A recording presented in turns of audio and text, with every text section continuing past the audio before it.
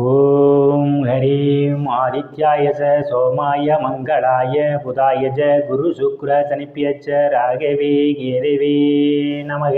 உலகை கட்டிக்காக்கும் பரமேஸ்வரன் பார்வதியின் திருவருளால் அனைவரும் நலமுடன் வாழ அந்த எல்லாம் வல்ல இறைவனை வணங்கி நேயர்கள் அனைவருக்கும் எனது அன்பான வணக்கங்களை தெரிவித்துக் கொள்கின்றேன்.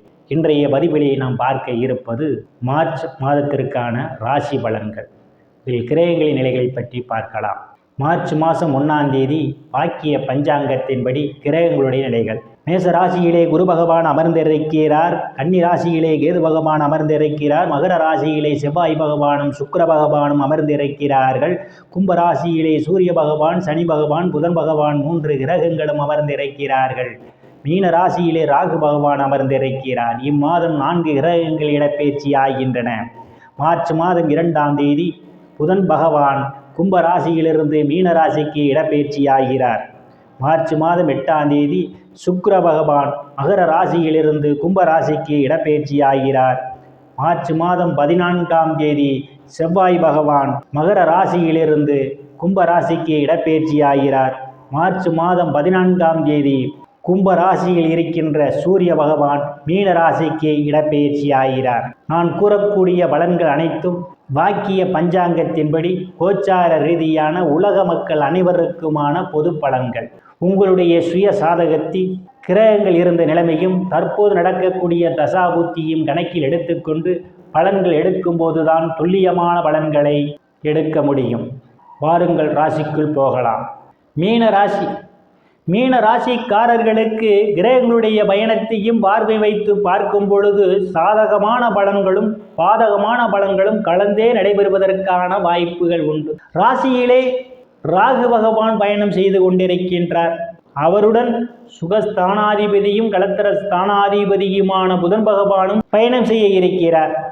ராசியிலே ராகு பகவான் பயணம் செய்து கொண்டிருப்பதாலும் அவருடன் சுகஸ்தானாதிபதியும் களத்திர ஸ்தானாதிபதியுமான புதன் பகவானும் பயணம் செய்வதாலும் இம்மாதத்தினுடைய பிற்பகுதியிலே ருணரோக சத்துரு ஸ்தானாதிபதி சூரிய பகவானும் பயணம் செய்வதால் உங்களுடைய செயல்பாடுகளில் வேகம் நிறைந்திருக்கும். தனம் குடும்பம் வாக்குஸ்தானத்திலே ராசிநாதன் குரு பகவான் பயணம் செய்வதால் சாதுரியமான பேச்சு திறமையால் எதையும் எளிதில் சாதித்து விடுவீர்கள். உங்களை சுற்றி உள்ளவர்கள் உங்கள் பேச்சுக்கு மதிப்பு மரியாதையும் கொடுப்பார்கள். நீங்கள் எதிர்பார்த்து கொண்டிருந்த இடங்களில் இருந்தெல்லாம் பண வரவுகள் கிடைப்பதற்கான வாய்ப்புகள் உண்டு.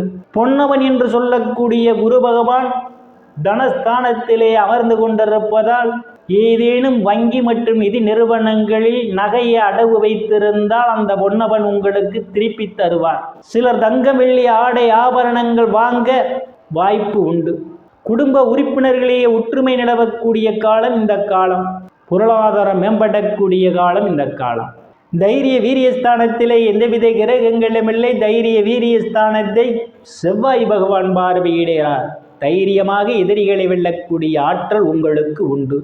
இளைய சகோதர சகோதரிகள் மூலமாக பொருளாதாரம் மேம்படும். சிறு குறு பயணங்களால் அனுகூலமான பலன்கள் உண்டு. சுகஸ்தானத்திலே எந்தவித கிரகங்களும் இல்லை. சுகஸ்தானாதிபதி இம்மாதம் ராசியிலே அவர் பயணம் செய்வதால் தாயினுடைய அன்பும் ஆதரவும் உங்களுக்கு கிடைக்கும். தாய் வழி உறவுகளால் அனுகூலமான பலன்கள் உண்டு. பூமி வீடு வாகனம் வாங்க நினைப்பவர்கள் ஆசையெல்லாம் பூர்த்தியாகும். சிலர் பழைய வாகனத்தை மாற்றி புதிய வாகனம் வாங்குவதற்கான யோக அமைப்புகள் உண்டு. உயர்கல்வி படிக்கக்கூடிய மாணவ மாணவிகள் படிப்பிலே சிறந்து விளங்குவார்கள். ஆசிரியருடைய நன்மதிப்பையும் பாராட்டையும் பெறுவதற்கான வாய்ப்புகள் உண்டு. சிலர் போட்டி பந்தயங்களிலே வெற்றியினையும் பெறுவதற்கான வாய்ப்புகள் உண்டு. ரியல் எஸ்டேட் நடத்துபவர்களுக்கெல்லாம் இது ஒரு பொன்னான காலமாகும். வருவாயை கூடுதலாக பார்க்க முடியும். இதுவரை உறவினரிடம் இருந்து வந்த மனக்கசப்புகள் எல்லாம் மாறி நல்ல நட்புணர்வு ஏற்படுவதற்கான வாய்ப்புகள் உண்டு. புத்திரஸ்தானத்தில் எந்தவித கிரகங்களும் இல்லை. புத்திரஸ்தானத்தை செவ்வாய் பகவானும் சுக்கிர பகவானும் பார்வையிடுகிறார்கள். புத்திர பாக்கியம் எதிர்பார்த்து கொண்டிருப்பவர்களுக்கெல்லாம் புத்திர பாக்கியம் கிடைக்கும். சிலருக்கு புத்திரர்களான பெயரும் புகழும் கிடைக்கும். லாட்டரி ரேஸ் குதிரைப்பந்தயம் மற்றும் சூதாட்டங்களில் ஈடுபடுபவர்களுக்கெல்லாம் இது ஒரு பொன்னான காலமாகும். காதலர்களுக்கு ஒரு அற்புதமான காலம். பல்வேறு பிரச்சனைகளுக்கு மத்தியிலே சிலருக்கு காதல் திருமணம் நிறைவேறுவதற்கான வாய்ப்புகள் உண்டு. சிலர் குலதெய்வ கோயிலுக்கு போய் வருவீர்கள். சிலர் குருமார்கள் மற்றும் சாது சந்நியாசிகளுடைய ஆசியும் ஆசீர்வாதத்தையும் பெறுவீர்கள்.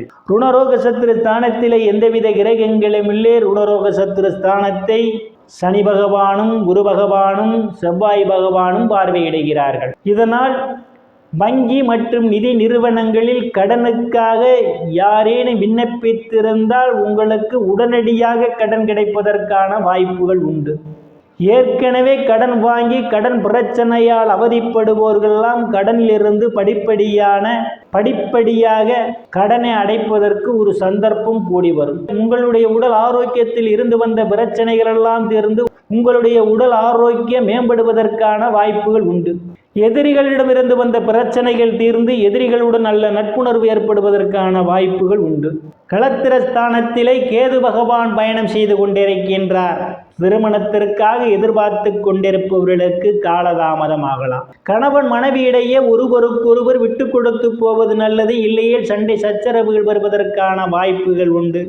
பங்காளிகளுடன் அனுசரித்து போவது மிகவும் நல்லது. கூட்டு தொழில் செய்பவர்கள் கூட்டாளிகளுடன் அனுசரித்து போகவும் கூட்டுத் தொழில் மிகவும் எச்சரிக்கை தேவை. அதிக முதலீடு போடாமல் பார்த்துக் கொள்வதே மிகவும் நல்லது. அஷ்டமஸ்தானத்தில் எந்தவித கிரகங்களும் இல்லை. அஷ்டமஸ்தானத்தை குரு பகவான் பார்வையிடுகிறார். சிலருக்கு எதிர்பாராத நேரங்களில் எதிர்பாராத பண வரவுகள் கிடைப்பதற்கான வாய்ப்புகள் உண்டு. உயில் இன்சூரன்ஸ், கிராச்சுவிட்டி, போனஸ் போன்றவைகளால் சிலர் ஆதாயத்தை பெறுவீர்கள். பாக்கியஸ்தானத்தில் எந்தவித கிரகங்களும் இல்லை. பாக்கியஸ்தானத்தை சனி பகவான் பார்வையிடுகிறார். தந்தையினுடைய உடனடியிலே முக்கிய கவனம் தேவை. தந்தைக்காக சிலர் மருத்துவ செலவு செய்வதற்கான வாய்ப்புகள் உண்டு.